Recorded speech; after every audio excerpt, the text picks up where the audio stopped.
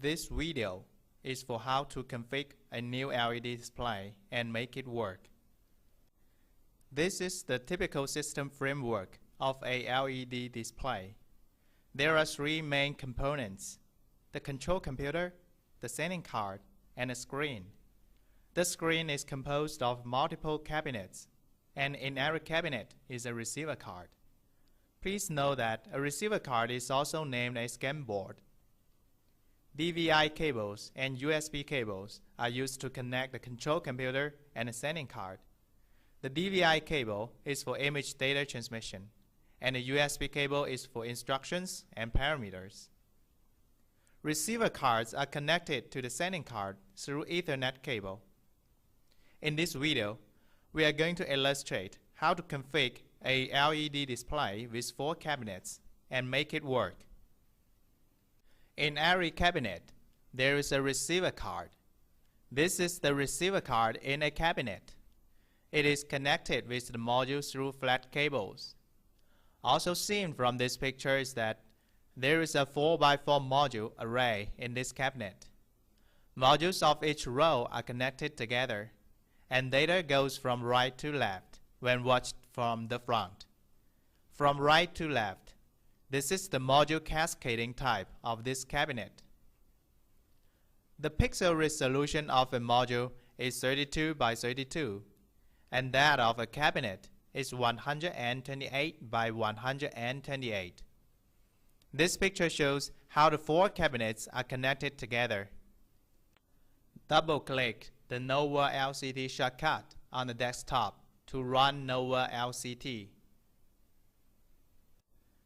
Select User Advanced Login to open the dialog for login. The password for advanced user is ADMIN. Click the Screen Config button, and on the Open window, click Next. Open the setting board page. Make sure the resolution of the setting card is the same as that of the control computer video card. If they are not the same, reset the setting card resolution and set the setting board display mode panel. Open the scan board page. Click the Smart Setting button on the lower left corner to start Smart Setting procedure. Select Option 1, Smart Setting on the pop-up dialog and click Next. Set the module parameters on this Smart Setting Step 1 page according to the fact. These include data type, IC type, and so on. Actual pixel is asking for the size of the module pixel array, and we know it is 32 by 32 as mentioned above. For scan type, if you don't know, just select Unknown.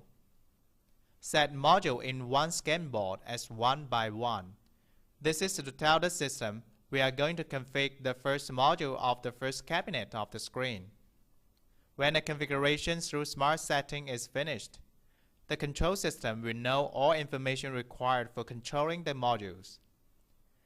As mentioned above, the module cascading type of the cabinet is from right to left, so select right to left for the module cascading type here.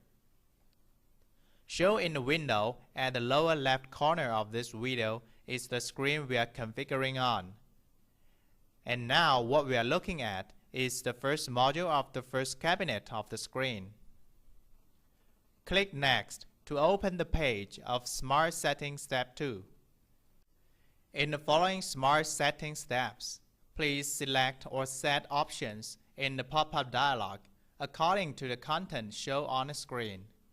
In Step 2, the screen shows nothing, so select Black. Click Next to access Step 3. Select corresponding color in this page. When finished, click Next. Finish settings on the page according to the number of light rows on this screen. The number of light rows now is 8, so set 8 and click Next. The number of light rows now is 1, so set 1. In this step, the Smart Setting Step 9, there will be a pixel blinking on the module we are working on. Click the corresponding grid according to the position of the blinking pixel.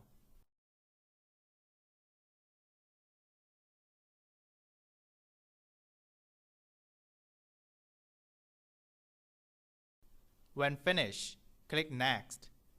Smart Setting has now finished. You may now save the settings to a file or just click Finish to finish Smart Setting procedure and return to ScanBoard page. Now, we are going to do the settings for receiver cards. First, we set the size of the receiver card's pixel array. It is 128 by 128. Then, we select the grayscale and the gray mode. This is accelerate rate.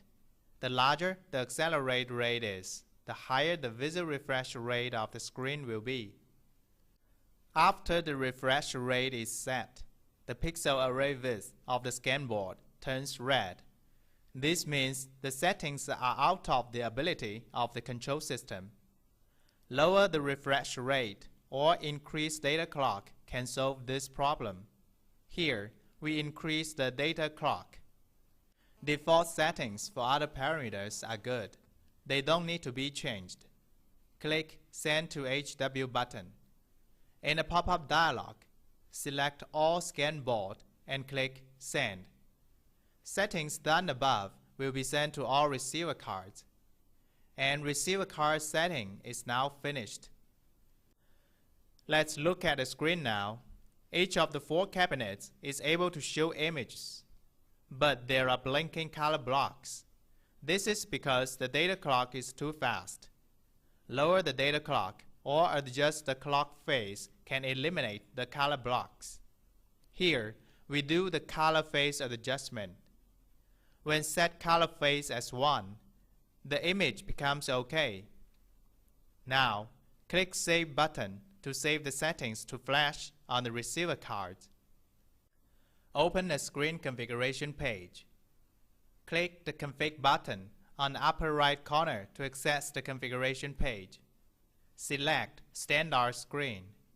This is the standard screen configuration page.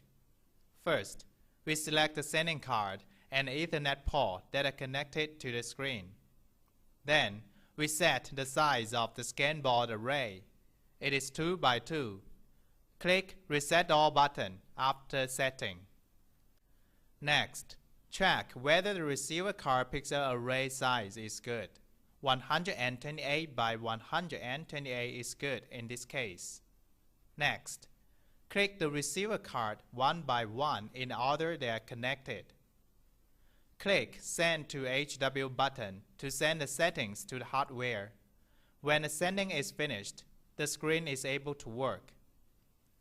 Don't forget to save the settings to flash in the hardware by clicking the Save button. Now, the configuration of the new screen has been finished, and the screen is ready to work. For the convenience of display maintenance, we save the settings to a screen configuration file. To do this, just click Save Config File and follow the instructions.